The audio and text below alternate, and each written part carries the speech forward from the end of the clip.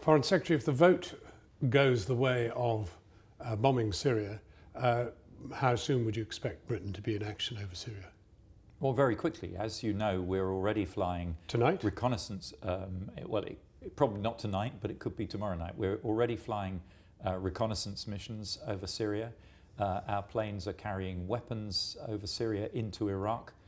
So it would be a relatively simple exercise to extend the permissions to allow them to release those weapons over Syria where they identify legitimate targets. Well, on the macro allied front are the Saudis too. Now, there's no doubt whatever that ISIS derive their spiritual, if you like, drive from the Wahhabis, rooted in Saudi Arabia.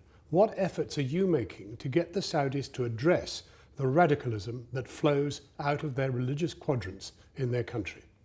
Well, look, if we look back over the last 30, 40 years, you're undoubtedly right that there has been export of religious fundamentalism from some countries. Has been, still is, vibrant across the whole region. Well, there's been export of religious fundamentalism from countries which now feel existentially threatened by this organisation, ISIL, and are in the forefront of the battle against it. What evidence do you have that the Saudis are actually addressing this cancer within them? We do have evidence of that, a counter-extremism strategy within Saudi Arabia. They're not going to change their religion, but this is about a misinterpretation, a misrepresentation of that religion. Can we just look at the 70,000 troops on the ground that you believe will move into seizing Raqqa and the rest of it if, in fact, the bombing clears the route? Who are these people? Well, first of all, let me just correct that sort of rather oversimplified notion. There are two strands here. We are going to take military action immediately against ISIL in Raqqa with two purposes. Firstly, to reduce their ability to attack us and our allies and partners in the international community. And secondly, over the longer term, to degrade them and make them more vulnerable to ground attack. The second strand is a political track based on the Vienna dialogue that is now underway with Russia, Saudi Arabia, Iran, Turkey, all at the table. All of those countries committed to a transition in Syria, a transition that will see Assad depart at some point, and then allow the Syrian people, with a government that represents all aspects of Syrian society, to turn their guns on ISIL. People who've been fighting each other. But we're talking about 81 different factions. 81 different factions. Where are these 70,000 troops? At the moment, they're fighting the Assad regime. Each other? No, they're not fighting each other. Well, there's a fantastic conflict between many of them. They're primarily fighting the Assad regime. Many of them are having to fight ISIL as well.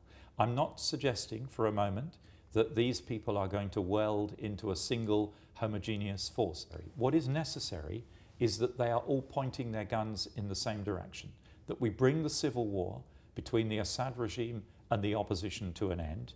We allow all Syrians of different opinions and different views to turn their attention to reclaiming their territory from this terrorist, barbaric organisation. This is a gloriously idealistic dream. I mean, the most coherent force in this war is actually still Assad's forces. 80,000 of them still surviving from the 132,000 that started. They're the people who are likely to take Raqqa. What are you going to do when Assad's troops walk into Raqqa?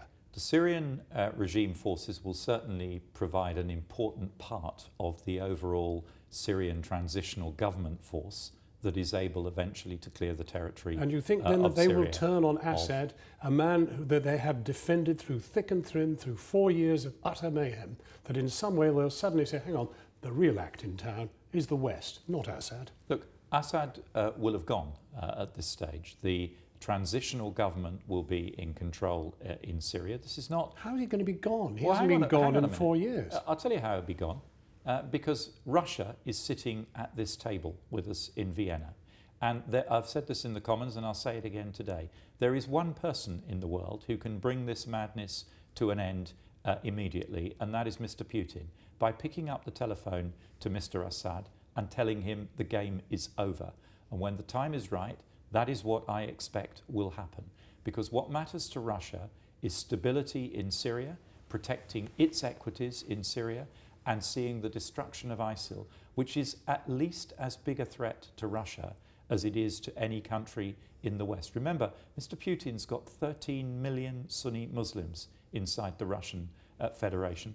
Russia has experienced more Islamist extremist terrorism than any other European country. He has a dog in this fight, and he wants to see ISIL destroyed as much as we do. Final question. Is Mr. Putin, in the Syrian context, now our friend? He's a partner in a shared endeavour to stabilise Syria. He sees it like you do.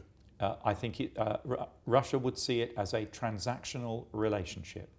We find ourselves Pragmatic. We find ourselves fighting the same enemy, ISIL. We find ourselves committed to the same process, transition in Syria.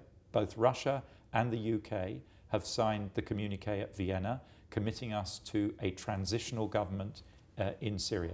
This is a process which will be rocky, it will be painful, it won't be smooth, but it is ultimately in the interests of Britain, of Russia, and of the international community.